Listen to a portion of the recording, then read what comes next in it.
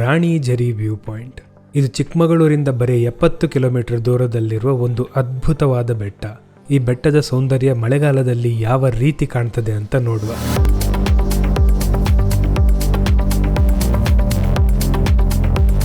ರಾಣಿಝರಿಗೆ ಹೋಗಲಿಕ್ಕೆ ಚಿಕ್ಕಮಗಳೂರಿಂದ ಒಂದು 60 ಕಿಲೋಮೀಟರ್ ನಂತರ ಈ ರಾಣಿಝರಿ ಕಾಫಿ ಶಾಪ್ ಹತ್ರ ಬಂದು ಲೆಫ್ಟ್ ತಗೊಳ್ಬೇಕು.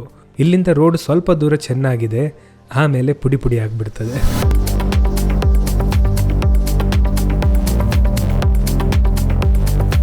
ಇದೇ ರೋಡಲ್ಲಿ ಮುಂದೆ ಹೋಗ್ತಾ ಇದ್ದ ಹಾಗೆ ಟಾರ್ ರೋಡ್ ಪೂರ್ತಿ ಮಾಯ ಆಗಿ ಜಲ್ಲಿಕಲ್ಲು ತುಂಬಿರುವ ಒಂದು ಸಣ್ಣ ಘಾಟಿ ಶುರು ಆಗ್ತದೆ. ಅದರಿಂದ ಗಾಡಿ ಹುಷಾರಾಗಿ ಓಡಿಸಿ.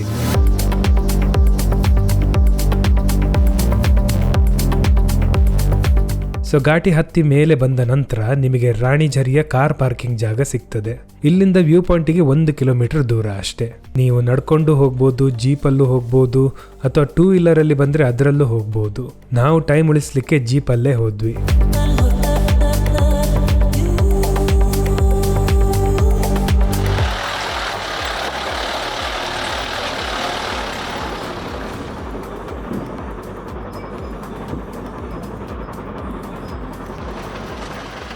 ಜೀಪಲ್ಲಿ ಮೇಲೆ ಬಂದ ನಂತರ ಇನ್ನೊಂದು ಪಾರ್ಕಿಂಗ್ ಜಾಗ ಸಿಗ್ತದೆ. ಇಲ್ಲಿ ಜೀಪ್ಗಳು ಮತ್ತೆ ದ್ವಿಚಕ್ರ ವಾಹನಗಳು ಪಾರ್ಕ್ ಮಾಡಲಿಕ್ಕೆ ಜಾಗ ಇದೆ. ಇಲ್ಲಿಂದ ವ್ಯೂ ಪಾಯಿಂಟಿಗೆ ನಡ್ಕೊಂಡು ಹೋಗ್ಬೇಕು.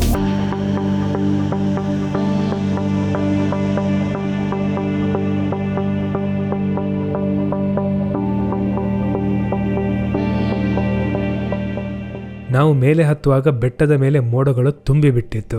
ಆದರೆ ಬೆಟ್ಟದ ಮೇಲೆ ಕ್ಷಣದಲ್ಲೇ ವಾತಾವರಣ ಬದಲಾಗುವ ಸಾಧ್ಯತೆ ಇರ್ತದೆ. ಇಲ್ಲಿಯೂ ಹಾಗೆ ಆಯಿತು. ಅದಕ್ಕೆ ಬೇಗ ಮೇಲೆ ಓಡಿ ಈ ಅದ್ಭುತವಾದ ಬೆಟ್ಟ ಮೋಡಗಳ ಮಧ್ಯದಿಂದ ಹೇಗೆ ಕಾಣ್ತದೆ ಅಂತ ನೋಡುವ.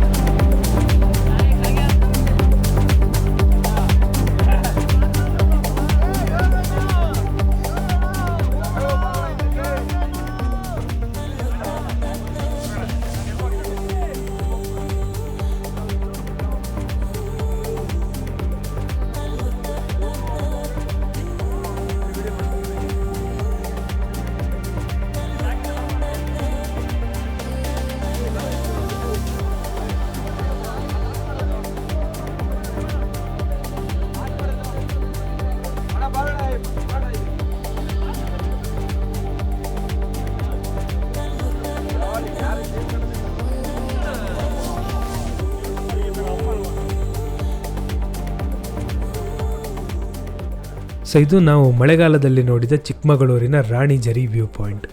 ನಾವು ಇಲ್ಲಿ 1.5 ಗಂಟೆ ಇದ್ದು ನಮಗೆ ಬೆಟ್ಟ ನೋಡಲಿಕ್ಕೆ ಸಿಕ್ಕಿದ್ದು ಬರೀ 5 ನಿಮಿಷ. ಆದರೆ 5 ನಿಮಿಷ ನೋಡಿಯೇ ನಮಗೆ ತುಂಬ ಖುಷಿ ಆಯಿತು. ಸೊ ವಾಪಸ್ ಕೆಳಗೆ ಹೋಗುವಾಗ ನಮ್ಮ ಊರಿನ ಕಡೆಯಿಂದ ಬಂದ ಬೈಕರ್ಸ್ ಸಿಕ್ಕಿದ್ರು. ಅವರು ಜೀಪ್ ಹೋಗೋ ದಾರಿಯಲ್ಲಿ ಡಬಲ್ಸ್ ಅಲ್ಲಿ ಬರ್ತಿದ್ರು. ಅದಕ್ಕೆ ಅವರನ್ನು ಸಿನಿಮಾಗಳಲ್ಲಿ ಚೇಸಿಂಗ್ ಸೀನ್ ಇದ್ದ ಹಾಗೆ ವಿಡಿಯೋ ಮಾಡಿದೆ.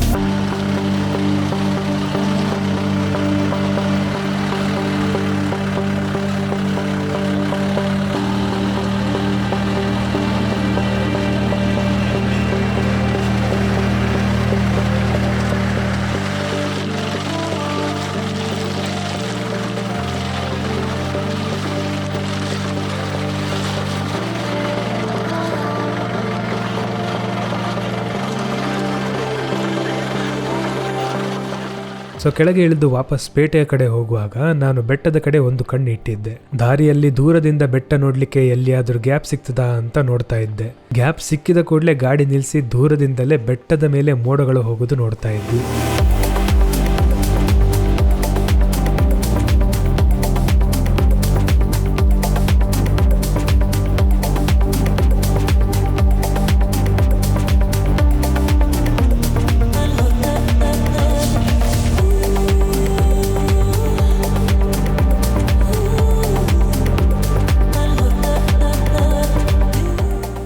ಸೊ ಇದು ರಾಣಿಝರಿಯ ನನ್ನ ಒಂದು ವಿಡಿಯೋ. ಮುಂದಿನ ವಿಡಿಯೋಲ್ಲಿ ಇದೇ ರಾಣಿಝರಿ ಬೆಟ್ಟ ಮೈದಾಡಿ ಅನ್ನೋ ಸ್ಥಳದಿಂದ ಯಾವ ರೀತಿ ಕಾಣ್ತದೆ ಅಂತ ತೋರಿಸ್ತೇನೆ. ಅದಕ್ಕೆ ಈ ವಿಡಿಯೋ ಇಷ್ಟ ಆಗಿದ್ದರೆ ಲೈಕ್ ಮಾಡಿ, ಚಾನಲ್ಗೆ ಸಬ್ಸ್ಕ್ರೈಬ್ ಆಗಿ. ಏನಾದರೂ ಪ್ರಶ್ನೆಗಳಿದ್ದರೆ ಕಮೆಂಟ್ನಲ್ಲಿ ಕೇಳಿ. ಮುಂದಿನ ವಿಡಿಯೋದಲ್ಲಿ ಸಿಗುವ. ಧನ್ಯವಾದಗಳು.